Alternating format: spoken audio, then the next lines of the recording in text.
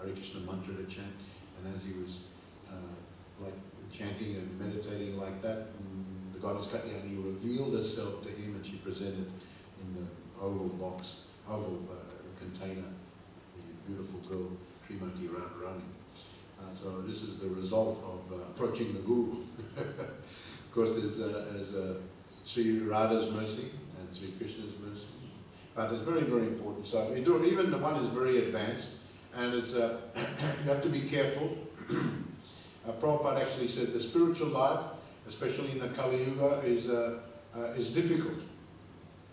In the Kali, it can be easy if one completely surrenders to Krishna, but generally in the Kali Yuga, so many people have so many attachments, and they cannot immediately surrender. So if they try to take it up, because of these holding on to these attachments, it becomes a little bit more difficult. I always remember we used to do the play sometimes in the street, the drama sometimes in the street of the drowning man, and we used to have a couple of ladies hold the blue sari. Even we'd have the kirtan, we'd stop all of a sudden, and then the ladies were going to hold one end, the sari, and the other end, and this was meant to be the river. And then the man, he was wanting to go to the other side, but he was carrying many rocks. He saw on the other side the devotees were chanting Hare Krishna mantra and very happy. So I thought, oh, they look very happy, I want to be with them. And so, but he was carrying many rocks, and these rocks, we put many labels: attachment to money, attachment to position, attachment to fame, labeled rocks. And so when he tried to go, he couldn't go because the rocks was weighing him down. So then the devotees, just throw away your rocks, then you'll be able to go swim across the river. And he said, oh, I've been carrying these rocks for a long time. I can't throw. Well, no, you'll never be able to come. So then he just was picking and choosing, all right, well, this rock I'll throw, and maybe this one I'll throw, but not all I can throw. So, but then still he tried to go, and still the remaining rocks still were holding him back. So the drama was done like this. Very effective. People got the point. So then gradually he was trying and still, and then in the end, now you have to throw all your rocks, and then you can very easily come to the other side. So then he threw all his rocks, and then he joined the Harinam party. So this was the drama we used to do in the temples and also on the street. Some of the people would gather around from the kirtan, and then all of a sudden we do this drama. We used to get big crowd. I don't know if they still do these things anymore, but quite regularly every day we used to do like that. In the beginning we didn't have so many Prabhupada books, and we used to just go Harinam all day. We would have Back to Godhead magazine. After some time, and we had the little books, Ishopanishads, but gradually the books started coming, and we used to give the bigger books. But the point is that the spiritual life can be easy or it can be hard, depending on you. The process is made easily available, especially by Lord Chaitanya Mahaprabhu, by his mercy, so easy that doing the chanting and just follow some few things, and you can make so much advancement, take the guidance from the Guru. But the people that are not prepared to do like that, I remember one time on the plane, some devotees made some prasadam. I was taking the prasadam, so the next man, he was asking, this is a vegetarian, he was asking about these things. And I was explaining he was asking why you the vegetarian, so I was explaining. And he understood, he could understand the benefit. So he agreed, he said, okay, I can understand what you're saying, but still I'm very attached to having the chicken and something.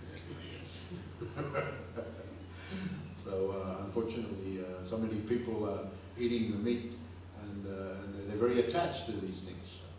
Practically in India now, one of my devotee friends, he came from the Brahmin family, and he had many years he hadn't been back to his village.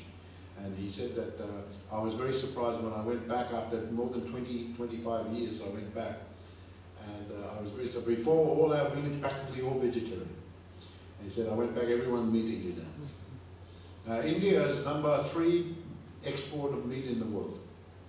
Number 3, India. So unfortunately, due to these bad habits, and is there any problem with the food in India? You have to kill the animals. There's no other variety of the food. Unnecessary. Prabhupada actually told us if you are starving in the desert, there's no food, sometimes there's some small animal just to survive, you have to do one. Even Manu Sumita says like that. Normally you can't kill, but in emergency you can, but not generally. So that's the problem. So this is just an example of one attachment, but there's so many attachments that we have to have all together. So because of that, because of the habits, and one time we asked Prabhupada, we were walking, and one of my godbrothers said, Prabhupada, we see sometimes the devotees come, but then after some time they go away. Why is it like that?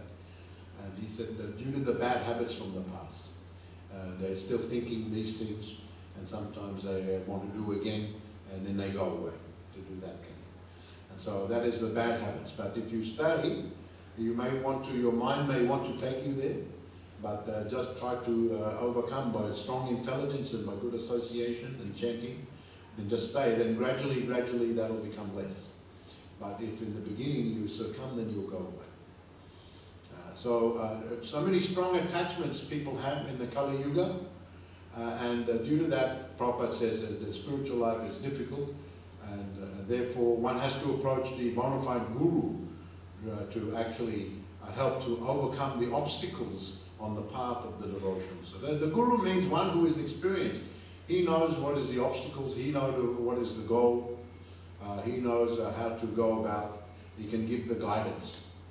Who has become the good guru? The one who has been the good disciple. The one who is the good disciple can become the good guru. You can't become the good guru without being first a good disciple. So very important. So one can't be puffed up. Don't come in front of the guru or puffed up, arrogant. Jaimashwara Shuta Sibi. They think there are 4 categories given in the Shastra of becoming arrogant. Janma, big family, your big family, big Brahmin family, big aristocratic. You get puffed up. Why do I have to listen to this one? My family is more bigger than his. Or money, Aishwarya, Janmaishwarya, Aishwarya. You've got a lot of money in your family. Big money. Why I have to listen to this one? I can buy so many gurus with my money. Puffed up, proud. Or Janmaishwarya, Shuta, education, big education. Shuta, you can become very puffed up. I have BA, MA, PhD. I have 2 PhD. Why I have to listen to him? He should listen to me. I'm the one with the big title. Why I have to listen to this one? I should sit up, he should sit down. But become puffed up. And Janmaishwara Shuta, Shibi, beautiful, very handsome man, very beautiful woman, become very proud. I'm very handsome, I'm very beautiful. Why I should follow this one? They're more ugly. So Shastra says you can, because of these things, you can become very proud. Of course, these are the general categories, and then many other smaller categories as well. So, but if you even have one of these things, but if you have all of them together, can you imagine how difficult? So one has to now, Prabhupada explains that one has to come to the guru in a humble position, no matter what his family, no matter what he's learning, no matter his money, his physique, strength, power, doesn't matter. In front of the guru, you have to sit down. Just like when Prabhupada's, when there was Bhaktisiddhanta Saraswati Thakur, his Vyasa Puja, Prabhupada instructed us, he said, you take my picture from the Vyasa-san, you put my Guru Maharaj's picture there. And I will sit down and he will be up. And then today, we're going to glorify him today. So Prabhupada, he sat at the feet of his Guru, even though he was already Guru, with many disciples. But in the feet of his Guru, he was always the disciple. In the feet of his Guru, always the disciple.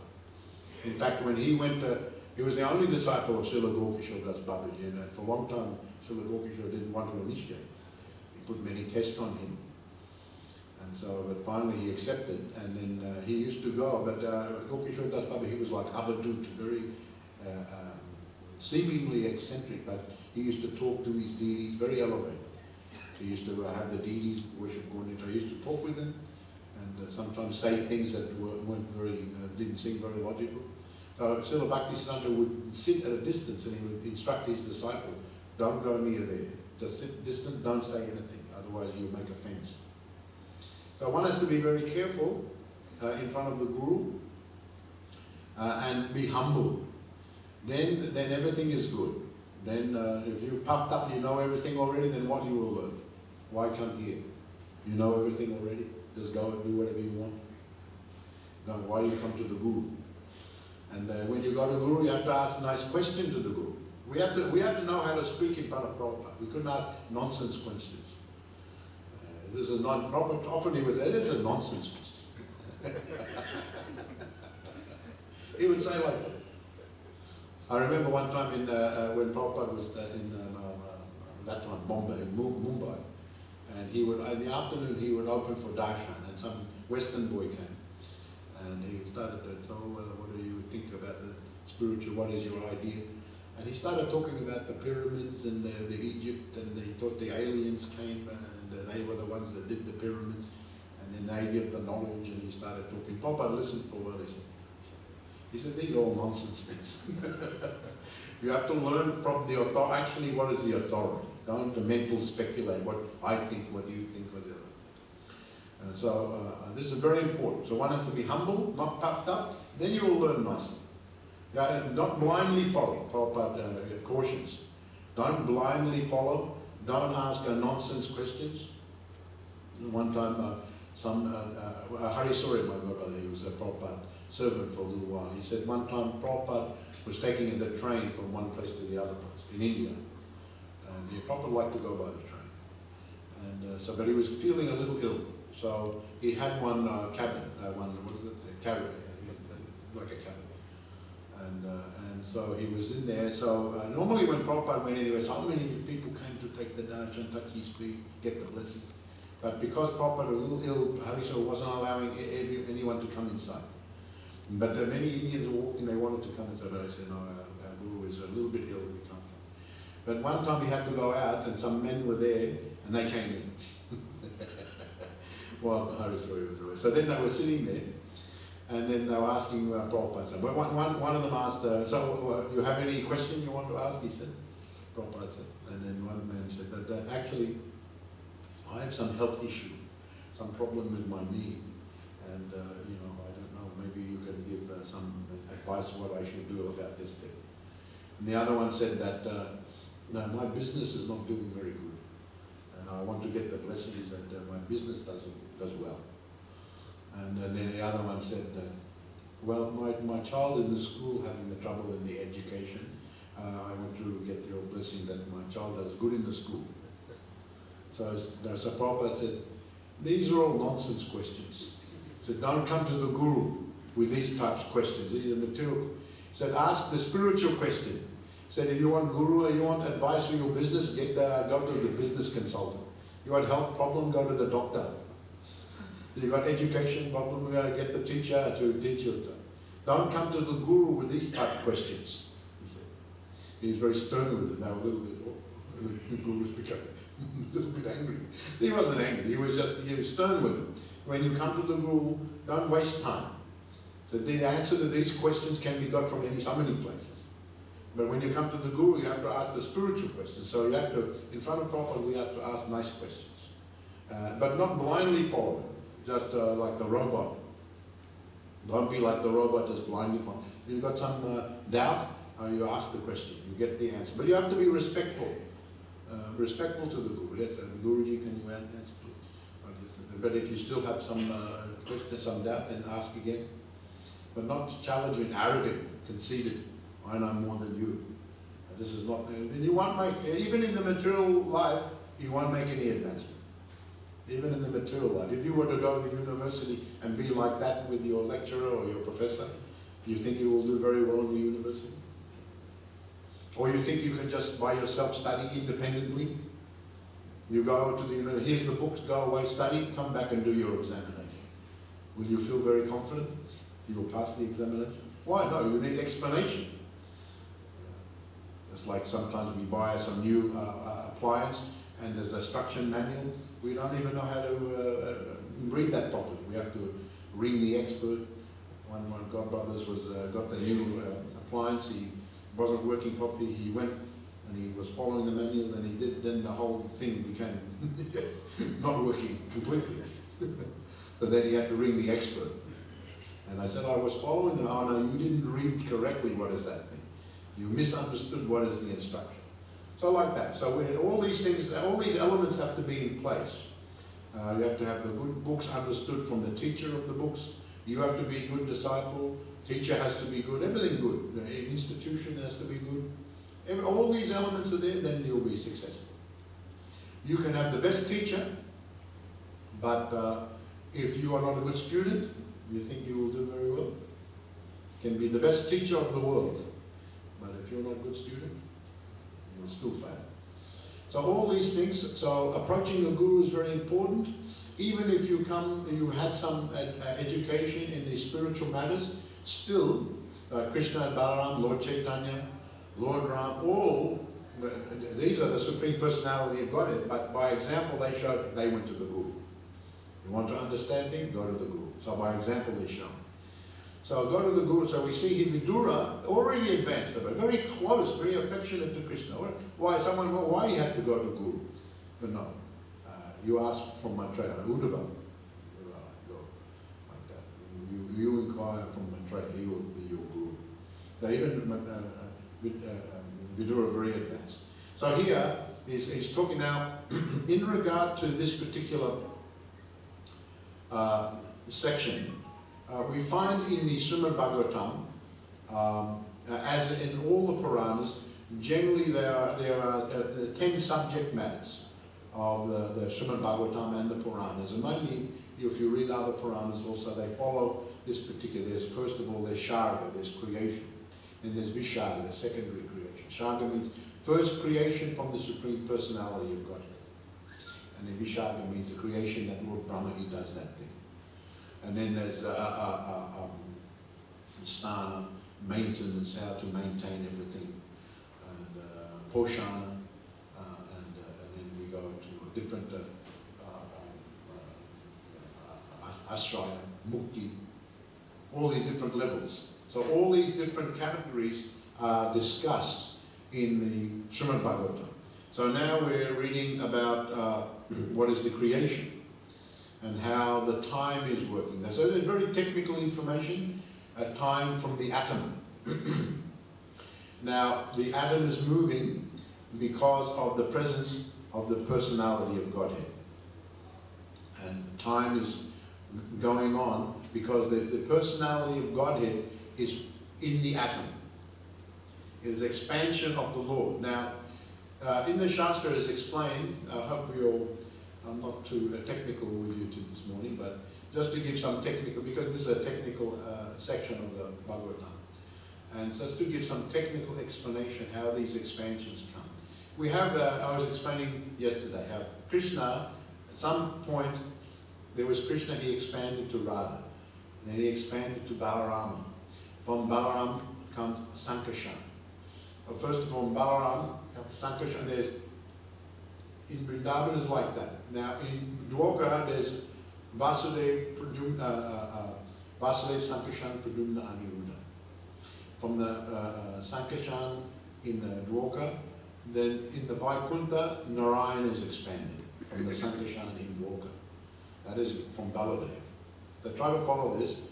It's very interesting that from the Krishna Loka, in the Krishna Loka, from the Vrindavan Balaram, then in Dwarka, Krishna, Balaram, Pradumna, Aniruddha. From the Balaram, or the Sankashan, comes Narayan. Now in every Vaikuntha planet, there is Narayan. We have the four-handed form of the Supreme Personality of God, Vishnu form. He's holding different symbols, and he is known as Lord Narayan. It's kind of like man, but with the four arms and four hands. And from Narayan comes another, what's called Chatuvyuha, another Sankashan, another Vasudeva, another Pradumna, and they surround that Narayan in that Vaikuntha. From that, there's another expansion all over the Vaikuntha. So many Vaikuntha worlds. There's Narayan and the Chatuvyuha surrounding him. And then from the Sankashan comes the Mahavishnu. Mahavishnu lies in the causal ocean. There's Karanalakshaya Vishnu. There's It's called Mahavishnu. And from Mahavishnu comes into the universe Garbhodakshaya Vishnu. And from Garbhodakshaya Vishnu comes Chiradakshaya Vishnu. He is the Paramatma. He is in the heart of all the living entities, and he is in the atom. Now, when the scientists are looking through their very powerful telescope, or what do they call it, the microscope, they're seeing in the atom, they can see some nucleus, isn't it? The nucleus is a proton and neutron, isn't it, if I remember from my old school days? The proton and the neutron, and then the electron is supposedly circumambulating. Actually, these things are circumambulating because what they don't see with their instruments is that within the nucleus is a portion of the Paramatma. The Chiradakshaya Vishnu lives in one Svetadvipa in this universe. He expands minutely in the heart of all and in the atom. So within the atom, there is the Supreme Lord. They can't see with their microscopes. Of course, the materialistic scientists, at least, they will never accept this thing. They are basing everything on their perception, their immediate perception. So, but many things cannot be seen by the naked eye, and certainly we cannot see spirit with the naked eye. We can't see Krishna. Krishna is right next to us, sitting in the heart, and we are also there as the soul. Well, we can't see the soul with these eyes. We cannot see. So this is a point that Prabhupada makes here. And all these atoms are moving because of the energy of the Supreme Personality. The materialistic scientists will say there's other energy, well, the electrons moving around and the interaction and so many explanations they give. But we know from the statements in the Bhagavatam and many other Shastras that is because of the presence of the Lord. So here it is mentioned about the atoms. The atoms are coming originally in the first creation, the Sharga. They come from not Visharga, which is the creation of Lord Brahma. In the previous chapter, Maitreya was talking about the creations of Lord Brahma, all the different species of the life and all the planetary systems, Lord Brahma. But the original elements and everything, all the aspects of the universe originally is called Sharga, is coming directly from the Lord. Even Lord Brahma himself is coming directly from Krishna. This is called Sharga. Visharga is secondary creation, and the first one, Sharga, is called primary creation. So in that primary creation, there's so many aspects to it, but it is the atoms. The atoms are here, interestingly enough, the word Kaivalyam is used because they are the ultimate oneness. When the atoms don't form together in combination to form physical bodies, their original is that they are, in one sense, with no form. They're not into physical bodies. And there's so many spread all throughout the universe in so many ways. So in that sense, it's a oneness of the Kaivalya, this word Kaivalya. It's a oneness of the atoms. And within each atom is the Paramatma, the Supreme Personality of Godhead. So very interesting how this is explained. The Paramatma is within, coming originally from the spiritual through so many expansions, right to every universe, to every planet, to every atom. Now Prabhupada mentions in, he says, here Maitreya is talking about the time. Of course, Krishna says, Kalosmi lokachit pravido lokman saitam pravitam. Says, time I am. I am the time. And we remember from Bhagavad Gita, when Arjuna is having some doubt about doing his duty and fighting in the Kurukshetra, and he said, I will not fight. I see so many of my grandson Bhishma is there, I cannot fight. And after some time, Krishna says, he says, time I am the destroyer of the worlds. With the exception of you and some others, all will be killed here. Whether you do your duty or don't do your duty, my master, my great plan, that they must be killed. That is my great plan. And in time, it will happen. So if you don't do your duty and kill those who are fighting, and then they will be killed, and I'll make arrangement, they will kill another. Krishna is always present. We can do one thing, and if we do one thing, Krishna arranges. If we do another thing, he arranges another way. God is not static, just sitting somewhere far distant place. He is with you. He is with everyone. So he can change just. He knows in advance, but he knows he's waiting what you will do, because if you do something different, the advance will be something different. A very important thing. So of course, here Prabhupada says the whole world, going right down to the atoms, is moving according to the plan of the Supreme Personality of God. But very foolish persons, who are like mudhas. You know what is a mudha? Mudha is very, very foolish, like an ass type person. And an ass makes a lot of noise sometimes. Brain, and sometimes he thinks that that brain is very nice talking, or very nice singing even. And just a brain, or it may sound, other ass comes there to listen to him. And many asses come, and they all together their brain. But actually, this, although they are thinking is very nice. We're having good discussion. But actually, to anyone else, it is just a disturbance. So, foolish persons, they don't have, the Here Prabhupada uses this term, they don't have sufficient knowledge. Now, there are many people who are very knowledgeable in the world, but that is called the material knowledge. Material knowledge is not considered actual knowledge, according to the Veda. The Veda means transcendental knowledge.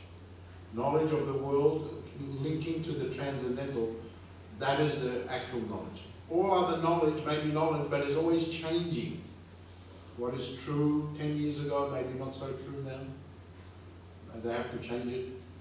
What is some basic principle we all accepted 50 years ago, but now all we see we have to change those principles. So this mundane knowledge is always changing. So in that sense, it cannot be accepted as real knowledge. So the real knowers of the knowledge, of course, in the Varnashram system, is the Brahmanas. The Brahmanas are called the intelligent class because, why? Because they study the Veda. And they study the Veda, they study the transcendental knowledge. In that sense, the Brahmanas are only the ones with the transcendental, the intelligence, because they study the Veda. So they are the truly intelligent. Unfortunately, not so many are following the proper course of the Brahmana activity. But if they are studying the Veda, that is true. So many people have knowledge how to make the bridge, how to do so many management, how to do the electronics. So many intelligences there, and philosophical works, but all on the material level. So therefore, this thing is not accepted as true knowledge. It is mundane knowledge. And although we may be very highly educated in that area, and specific, specialized in so many ways, that's not considered real knowledge. So real knowledge means that, and Prabhupada uses this word, they haven't got sufficient knowledge. They've got some knowledge, but not sufficiently. Sufficiently means coming to the transcendental knowledge.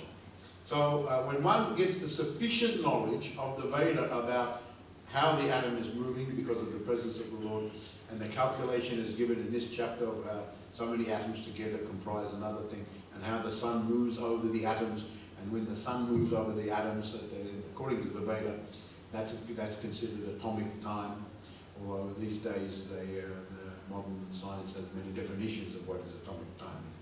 So many definitions of atomic time. But according to the Veda, atomic time means when the sun passes over, the atoms are moving, and if they move over a certain amount of the sun time, that is considered atomic time. And who is empowering? Who is giving the energy to all these things?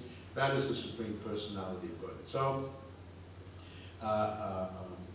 So foolish people, they just think that this is all going on by accidental. Somehow or other the atoms are moving and they're forming, and so many life forms are coming just by the movements of the atoms, and accidentally, somehow or other, the chemicals and the atoms, and they're all working in all this situation. The planets are rotating in so many ways, and many explanations are given, and most of the world is accepting that thing.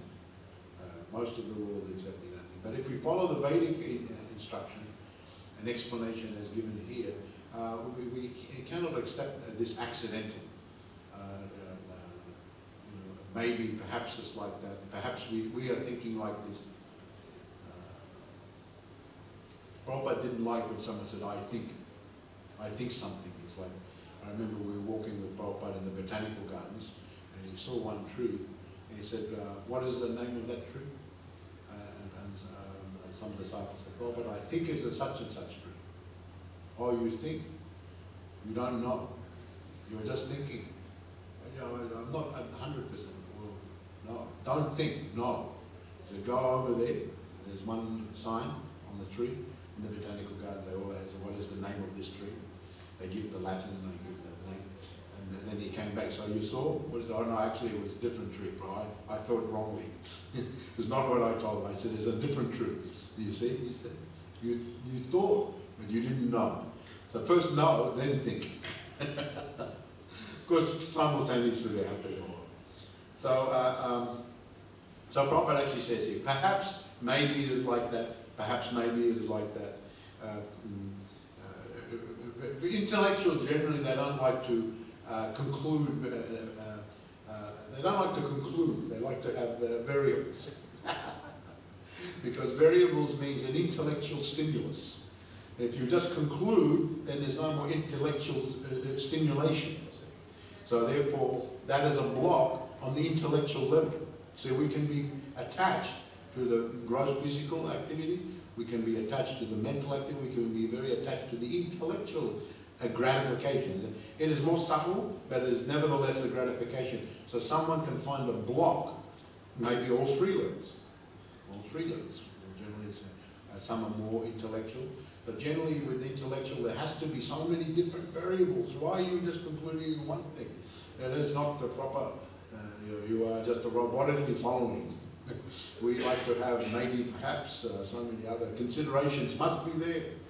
And so, but there's no, Prabhupada says here, there is no question of maybe, perhaps. This is the explanation given, and therefore there's a specific plan carried out in the world. Now, accidentally, how it can be accidental? Like, even the materialists, they know what time is the sunrise tomorrow. They know what time the sunrise will be 6 months from now. And it will be like that. They know when the tide comes. They know when the moon rises. It is so exacting. The tide today will be high tide this time. And you go there, this is the time. So how accidentally it can be so exactly? It's orbiting. Accidentally, somehow or other, exactly it is orbiting. Because of so many variables. Accidentally it has come like this. The sun comes a certain time. And they know exactly, they can tell you what is the sunrise, what is the sunset, what is the moon, what is the dusk, and then when you come to that day, they can predict 6 months, and you come to that, exactly it is that time. And every year, same thing. Every year. So, but that by accident it happened. Somehow or other, some atoms came together and they combined, and by accident they're coming in such a very orchestrated way. Prabhupada said this is that's a very, very foolish, and it's going on under a specific plan. Ultimately, it is there to wake up the conditioned souls to the really, because it's moving in so many ways, and temporary this and temporary that, is meant to wake us up. And actually, this utishta, this word utishta is used. Utishta means to wake up sleeping souls. And you know, like Bhaktivinoda Thakur, Jeev Jago, wake up, we have to wake up. We're like in a dream, as explained in the Acharya. The living entity is in a dream that's been going a long time. This is this Maya, this illusion. The illusion, actually we are with Krishna all the time, but the dream is covering our consciousness, and we are dreaming, we are doing so many things. The dream has been going on so long, we accept it as the actual reality now. If you've been dreaming so long, you think this is the reality and the other reality is non-existent. So this dreaming light is causing our illusion, and sometimes Krishna gives the different creation times and gives the different destruction times, and they happen at the end of the universe, they happen at the beginning of the universe, they happen at the day of Brahma, they happen during our lifetime. There's just our bodies are created, they grow, they maintain, and then they die. So these things all going on. These are different pralayas, creation and destruction, Why Krishna? Because he's trying to wake us up. You a feeling you want to continue forever, but somehow or other this is going on, always changing, changing, changing. So then if one is very fortunate, he's getting the prick of the material illusion, then one is fortunate to meet the bona fide guru who explain what is the reason behind all this. Krishna wants to wake us up till we come to the actual transcendental knowledge. And now, in the meantime, you can have some understanding of what is the atoms, how they're moving, how time is calculated according to the Vedic time, and then you will understand more that you have to know this, but simultaneously you have to develop your spiritual knowledge and ultimately go back home, back to God. And this is the actual purpose of all this illusion moving around and everything like that. It seems a very great show, but sometimes it is needed because we are very stubborn. We are holding on to the dream. So thank you very much. Hare Krishna. All glories to Srila Prabhupada Ki Jai. And if anyone would like to ask any question, I'll read this again. Atoms are the ultimate state of the manifest universe. When they stay in their own forms without forming different bodies, they are called the unlimited oneness. There are certainly different bodies in physical forms, but the atoms themselves form the complete manifestation. Hare Krishna. So thank you very much for listening to the Srimad Bhagavatam class. Does anyone want to ask any question or give any comment? Maharaj, thank you for Yes. the wonderful explanation. So when you mentioned about Gaur Kishore Das Babaji Maharaj, you said that Gaur Kishore Das Babaji Maharaj, you said Bhaktisiddhanta Saraswati had asked his disciples not to go close because they may judge, they may become offensive. Specifically because Gaur Kishore Das Babaji was manifesting, he is a Bhajananandi, and he was very much on the Avadhuta platform. So the Avadhuta platform, just like in the beginning, Lord Nityananda manifest also Avadhuta platform, and he was sometimes seemingly crazy. Lord Nityananda, sometimes he was so absorbed in Krishna, sometimes he would forget to dress. He would just go naked, and he would come to meet Lord Chaitanya naked, and Lord Chaitanya would say, please Prabhuji, I know you are on the top levels, you don't care what is the body, but for the sake of the society, please put some clothes. So one who doesn't know what is the Avadut is thinking, he's criticizing, oh, that's a crazy man, he's going with no clothes, what is this? Put him in the jail. So therefore, one has to be very careful of the very, very advanced, especially those who are manifesting Avadut platform. So therefore, when Lord Chaitanya, Srila Bhaktisiddhanta, just to give some association to his disciples or his guru, would have them come and they would sit at a distance and just doing the japa. Just I'm just cautioning you. He is very advanced. Sometimes he is talking, sometimes he's chastising the deity. There's one story I told them was recently, Gaur Kishore Das Babaji's disappearance day, and I was giving a class in Indonesia. And one lila is that he was cooking for his deities every day, and then he was some conversation was going on, and then someone listening, and he could say, Krishna, you say, Lord Gora, you are so impatient. He was talking with his deity.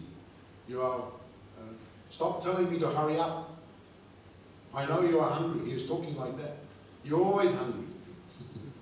You keep pestering me like that. You have to go outside. You go outside, stop telling me to hurry up. So then people were hearing all this. There's some crazy man talking to himself inside. But actually, he's so advanced, he's having conversation with his deity, and the deity is talking with him. And the acharyas explained, the deity was saying, you're taking so long to cook.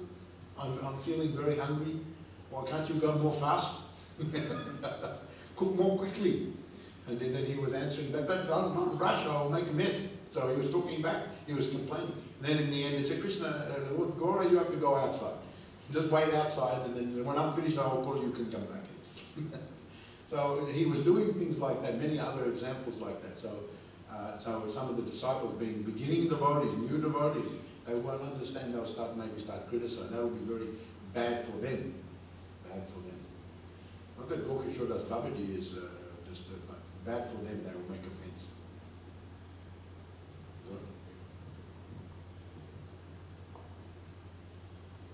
Yes. Hare Krishna, thank you for the class. You said that like Lord Krishna expanded into Balram, so Lord Balram. So we also know that this is an eternal thing, but then we also hear that it happened. Yeah, this is inconceivable to our mind. We think in linear. This happens and then the next thing happens, and then, but this is like another dimension. And inconceivably, the Acharyas explain at some point there was Krishna and he expanded.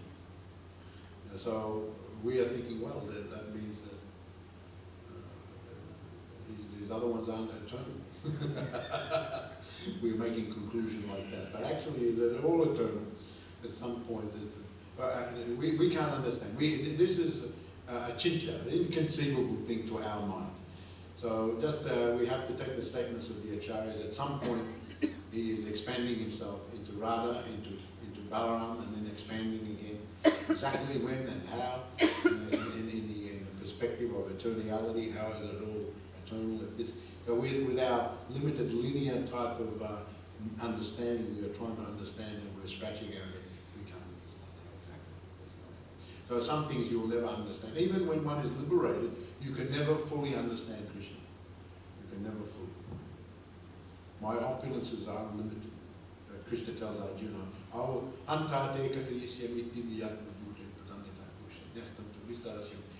Arjuna asks to see all your, yes, I will show you, but only some, because they are unlimited, you will not be able to understand. So even though a very advanced devotee doesn't try to understand all Krishna. He knows he can't. Impossible thing. But he tries to have more devotion, and whatever Krishna wants to reveal to him, up to you, my Lord. If you want to reveal something, you don't want to reveal, that is also all right. That should be the mentality.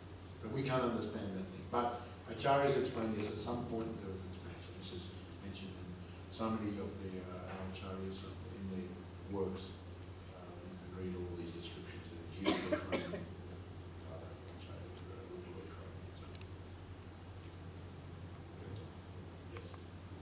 Very good question.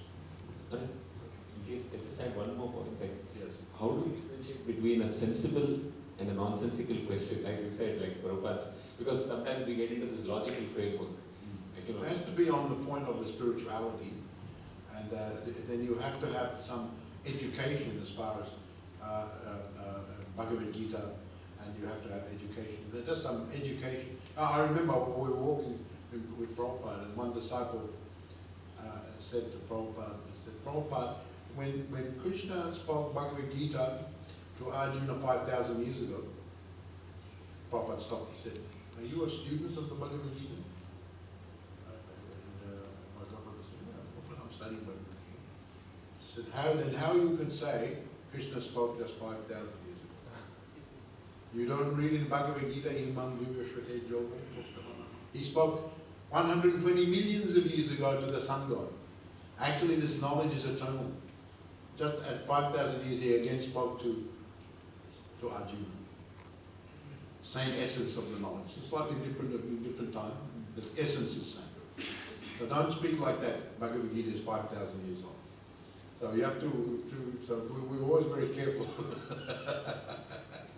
If you spoke something that showed your ignorance, or that you should have done more study, proper, because he used to say sometimes, don't mind, I'm chastising you, but because you're my disciple. I have to correct you.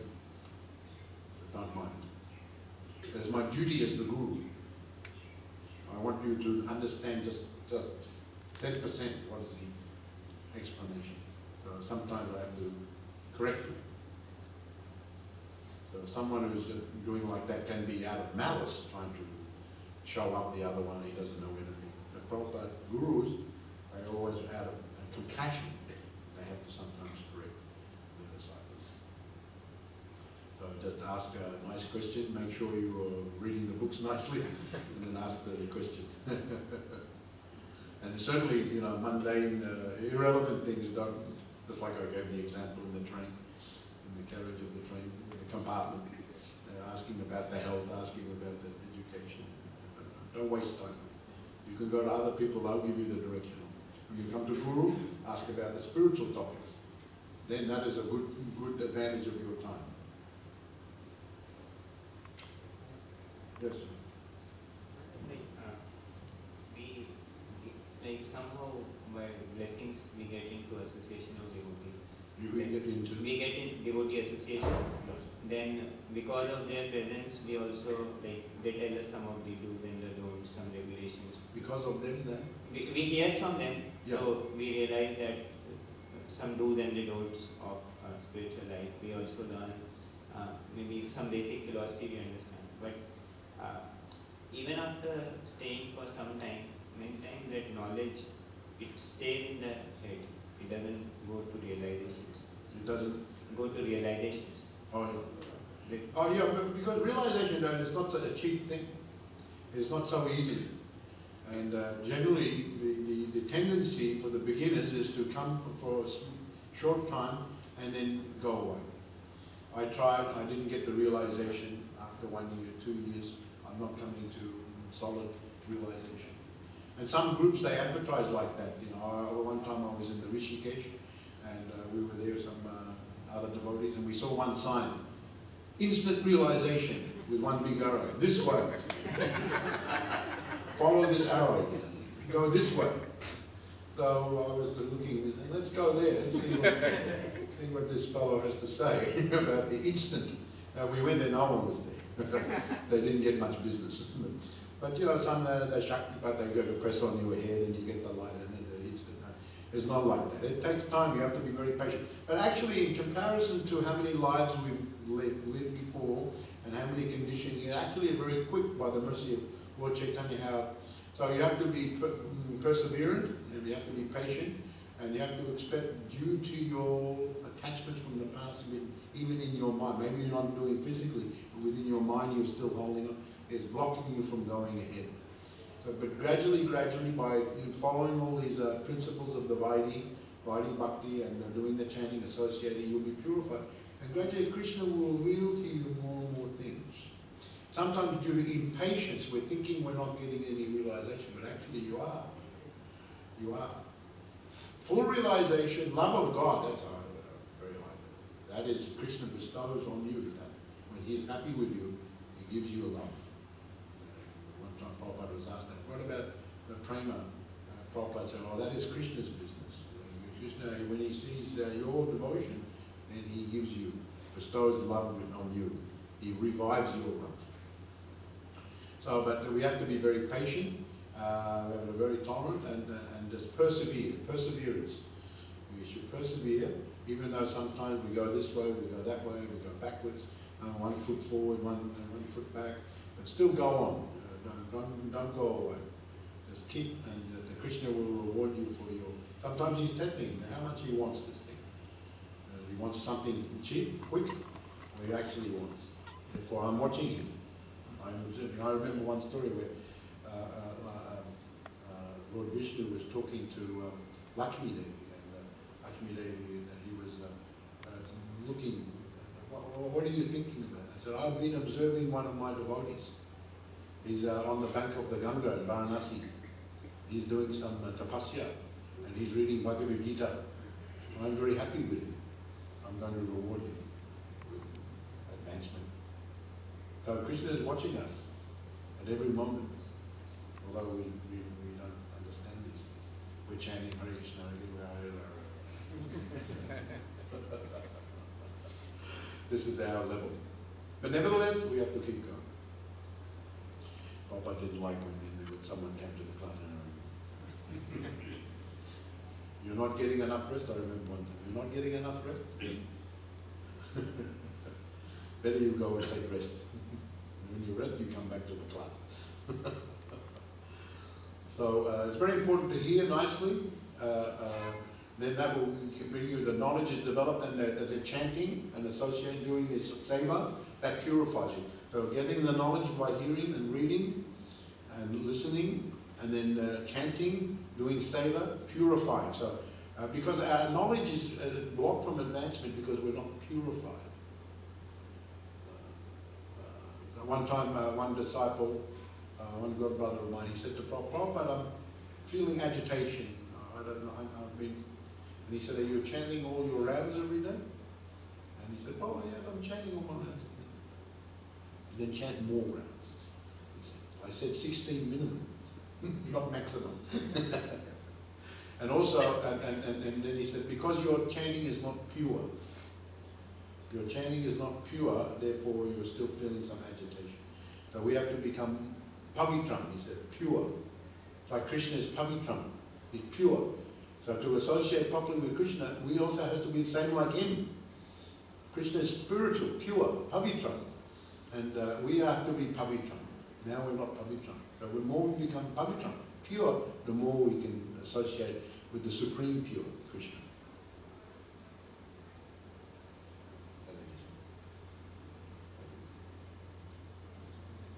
Any final question?